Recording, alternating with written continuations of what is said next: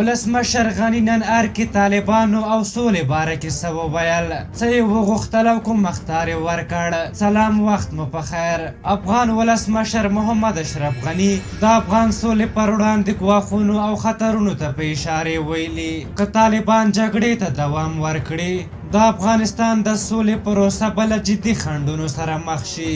ولسمشر غني دا څرګندونې نن دوشنبه هغې غونډې ته وکړې چې د سولې لپاره د سیمه ییزې اجماع رامنځته کولو په موخه په ار کې جوړه شوې وه.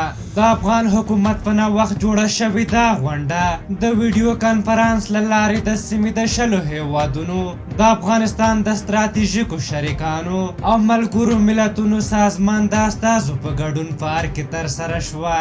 د ارګ په اعلامیه کې په دې تړاو د ولسمشر غني له قوله ویل شوي پخوا شینې چې د اوسني تاوتریخوالي کچه د تیر کال په پرتله لوړه ده. د ملګرو ملتونو وروستي راپورونه چې ښیي طالبانو لا تر اوسه هم په خپلو ژمنو عمل نه دی کړی او له تروریستي شبکو سره اړیکې لري.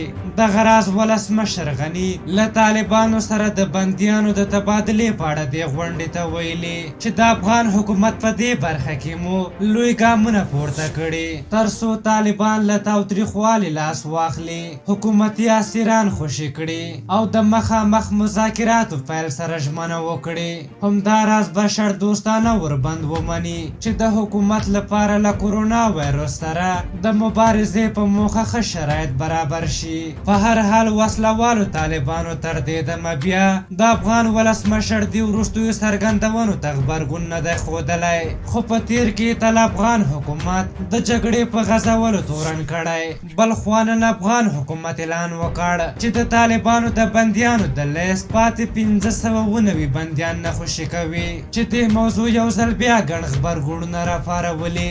ځینو د حکومت له دې پرېکړې هرکلی کړی خو ځینې بیا د خبرو په وړاندې د خنډونو ایجادول بولي. په هر حال تاسو د ولسمشر غني د دغه خبرو په هکله څه نظر لرئ؟ خپل نظرونه مو راته په کومنټ کې ولیکئ. که زموږ ویډیو مو خوښه شوې وي ضرور لایک کړئ. تر بلې ویډیو مو په لویه بخښونکي خدای سپارم. د الله په امان.